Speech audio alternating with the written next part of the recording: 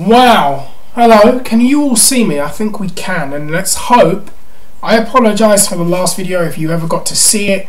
I know there's some audio issues. It made me sound like something off of The Exorcist, from what I understand. So I had to take that video off. If you haven't seen me before, I'm Buff Been Stuffed. Sorry, I'm just starting to wake up now. I'm going to do a video, and I want to talk about pro wrestling and all things pro wrestling in this video. Survivor Series is tomorrow, and I want to give you a few thoughts about that, because I have kind of waited a while to do a WWE video because I need a body of work to kind of discuss. And let's hit it right on the nail on the head. Survivor Series tomorrow. How do I feel about it? Here's my thoughts. It's not surprising me that this is a free show, because to be honest with you, I don't see anyone in their right mind paying for it, because you look at the show, you look at what you're getting, and to be honest with you, it's just, you might as well just call it SmackDown, a SmackDown special, and that's not a good thing. Because you look at the show, and alright, let's just start. Main event. The main event is what? Team Authority versus Team Cena. Okay, who's in Team Authority? You have Triple H and Stephanie McMahon as the figureheads. You have Noble and Jerry Mercury as the little schmucks. Then you actually look at the team itself. Okay, Mark Henry, who isn't as significant as he used to be. One. Seth Rollins, who is one of their golden boys, so at least he's getting something. That's another one. Who else? Luke Harper from the Wyatt family, and I'm going to touch on that in a little bit, who is just starting to be reheated. You have Rusev, who's being pushed, so you kind of do have something there with Rusev. And then Kane, I believe. And that to me is quite a weak lineup in a lot of ways. Doesn't matter if I like all the talents in there, doesn't matter if I think they're all good. That is a weak lineup because there's not enough weight, not enough momentum, not enough of an aura behind some of these guys, and some of these guys are just completely flat. Then you look at Team Cena. You have John Cena, the golden boy, of course, so that's cool. Ryback, who you could have had something with 2 years ago when you were building him up, and maybe if they had spent, 2013 keeping him relevant, keeping him significant, not squandering any momentum, putting him in the matches that were going to keep him over and keep him, at a certain level, rather than just having him lose and, more or less making him into a comedy performer. If they had gone in the opposite direction, right back on Team Cena could actually mean something and actually be like, whoa, that's a super team itself. Not to mention the fact that he had to lose about, every other pay-per-view in 2013. So that kind of has hurt his momentum. And now in the space of 2 weeks, we're supposed to buy into him being back again. So you got Ryback. Who else have you got? Dolph Ziggler, who there's a lot of frustration about the way Dolph is being used. Dolph is one of my favourites. He's very talented. He's very exciting to watch. I think he's very good at what he does. But let's be real here.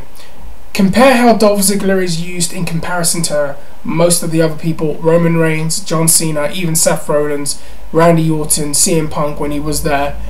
If you compare how Dolph is used in comparison to them, they were given sustained pushes. Dolph is there to make everyone else look good, hence why he's losing all the time and not really given anything. And, I noticed this 2 years ago, and I did a video on it, and if you've never seen it, check it out. Dolph is liked by the fans, but is kind of just not used properly. Who else do you have? You have Cena, Ryback, Dolph Ziggler. God, who else is in that team? That tells you how memorable that team is. Eric Rowan of the Wyatt family, and one other person, and I can't think of who that is at the time. Oh, Big Show. Yeah. Again, that doesn't really make me go, whoa, wow. I'll part with my cash to see that. It's a weak lineup, and then you add the stipulation that if they lose the Authority, that they are disbanded and they can never appear on Raw again. That means nothing to me as a viewer, and doesn't make me want to part with my cash anymore if I was going to pay for it, if it was a pay-per-view, because you have spent, God knows what, the last 10 years pretty much crapping all over continuity. And I've said this for the longest time ever. I actually believe this, and I'll say it one more time. If they had continuity in wrestling, a lot of their stipulations, a lot of their cage matches, things like that, would actually have some value, and I think pay-per-view business would be significantly better. I'm not saying they would be doing 1 million buys every pay-per-view, but they would have significantly better numbers if they kept continuity, because if they took it seriously, the fans would take it seriously. And I'm going to tell you this, we just came off, 4 years ago, Cena losing his job, actually on the same pay-per-view, funnily enough, and then appearing on the next segment and then on every other show after that. So I don't really buy into it. So you have that main event, and that's kind of like, all over the place. Then you look at the rest of the card. The Bella Twins feud has been absolutely lackluster.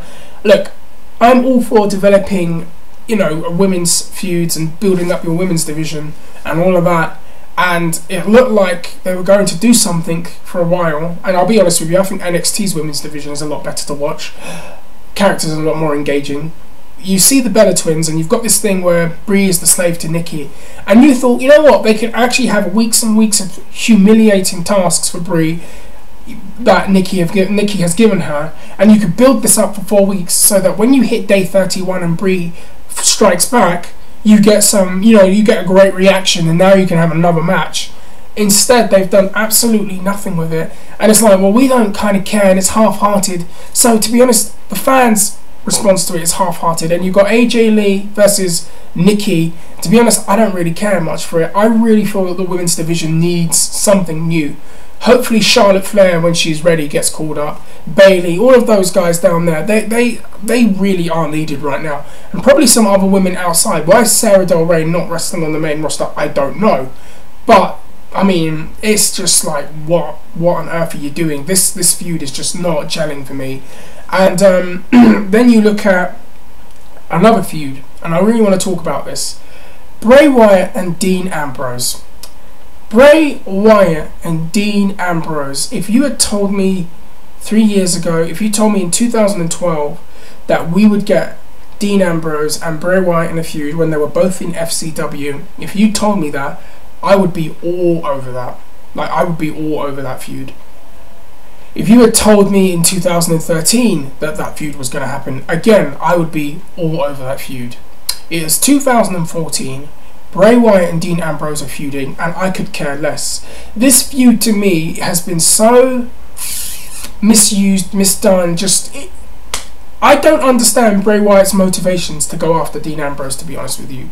Other than, your daddy was a sinner, Dean! Your daddy was a sinner! Ha ha ha ha! And to be honest, that's not even clear, because Bray Wyatt's promos lately are just a lot of gibberish. Is it, just aside, is it me, but am I not the only one that doesn't understand one word that Bray Wyatt says when he talks? He talks in that voice, man, and he says like very eerie things for the sake of being eerie rather than telling a story, which was actually his greatest strength, that he could tell a great story when he spoke. Now they're just having him say eerie things and laughing maniacally into the camera just for the hell of it, and it's just like, what, huh? Sorry, can you speak English? You have this Dean Ambrose and Bray Wyatt feud, and there are a lot of people I find on the internet, especially on here, that are literally just for the sake that it's Dean Ambrose and Bray Wyatt. And I know it's two people that we like a lot on the internet, and there are a lot of people going online going, it's Bray Wyatt and Dean Ambrose, it's Dean, oh my god, and it's like, guys, stop. This feud makes no sense. Bray Wyatt shows up, does his best Christina Aguilera impression, comes out the bottle, and attacks Dean Ambrose, but does he ever actually explain it? In Dean Ambrose promos, I would expect him to say, I've been waiting to get my hands on Seth Rollins for God knows how long. He put cinder blocks to my head and hospitalized me. I have this fucker right where I want him, probably not with that word, but I have this fucker right where I want him, and then this piece of shit comes in and interferes. I'm going to deal with him, and then I'm going to take care of Seth Rollins. But just be clear, Bray Wyatt, you are next. Something along those lines. It's so simple. I find that they have overcomplicated it because they've got two eccentric, strange characters that it's all mishmash and saying these ridiculous things because that's what we expect them to say. It's like, no, it's just, man, it hurts my brain. It hurts my brain. And to further cement why this feud hasn't gelled with me, I look at it and it's like this. Dean Ambrose was getting a lot of momentum as a character. The fans were clearly behind him. They have pushed him down to bring Orton back up again like he needs it, because Randy Orton's RKO vines are catching on. That is the best reason why someone should be made a babyface, because someone made some video packages of people falling over and Randy Orton doing an RKO and spreading his arm. Probably the most interesting thing he's done in the last 2 years, but that is the sole reason why they're doing it. Not because there's money there, but there clearly is money with the Dean Ambrose thing. But, you know, there you go. And just talking about some other things linked to Survivor Series, one more thing I want to talk about before I get going is actually a topic, kind of off topic, but in topic. Stephanie McMahon for the last couple of months. Is it just me, but when people are booked with her or put in programs with her, it's to their detriment, because you see the verbal exchanges she had with Daniel Bryan. When did Daniel Bryan ever give her comeuppance verbally and say, you know, something to her? Never. When is it when she feuded with Brie Bella? Brie should have won that feud, basically, let's be real. Or a rematch should be in the works at some point, but so Brie gets her revenge. Because, you know, this whole Even Stevens bookings thing, Brie should be getting her revenge right now, leading to her revenge at Royal Rumble and finally give Stephanie her comeuppance. But it's not happened. If you watch the SummerSlam match, if I had not watched wrestling in a year, I watched the SummerSlam match, I would have thought that Stephanie McMahon was a superheroic babyface from the way she was presented.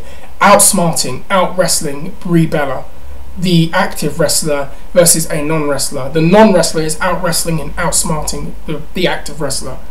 Then you watch her in this feud, well, not this feud, in this segment a few weeks back with Lana. And that to me really reinforced my issue with the way that she's used, because she's a good heel and Hunter is a good heel, because they're both as likable as the plague.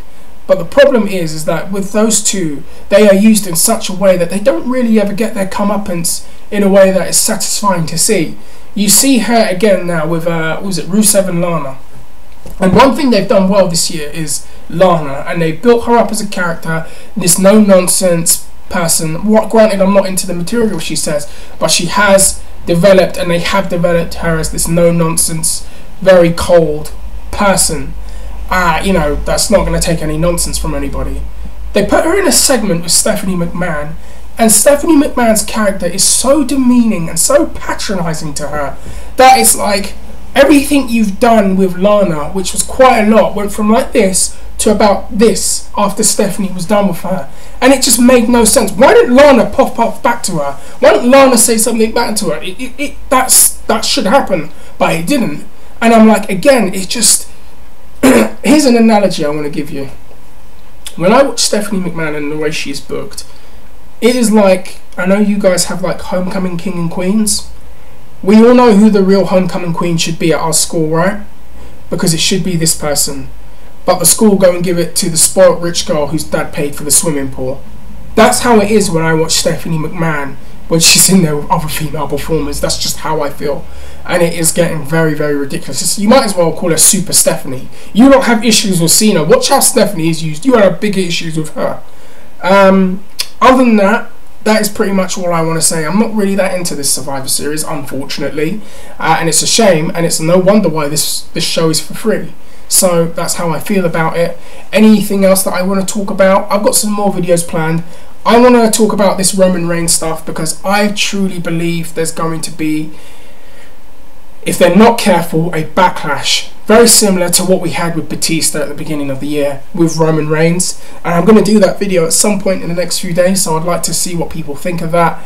Anything else I want to talk about? I want to know what everyone else thinks. Is everyone else into Survivor Series? Who's watching it? Are you into Bray Wyatt and Dean Ambrose? Do you understand what it's about? Do you find that this could be a better written feud? Are you into the main event for Survivor Series? Does anyone see the way Stephanie McMahon is used in the same way that I do? And if you don't, you know, you can write that. You can write that. I won't, you know, I'm not Stalin. I won't chop your head off and make it look like an accident. Let me know what you think. If you haven't met me before, I'm new. I'm Buff Been Stuffed. Hit the like button. There's a subscribe button, and apparently if you do that, something really wonderful happens. And share, tweet, let everybody know. And I am out of here. I've got another video coming. Take care, peace, and bye.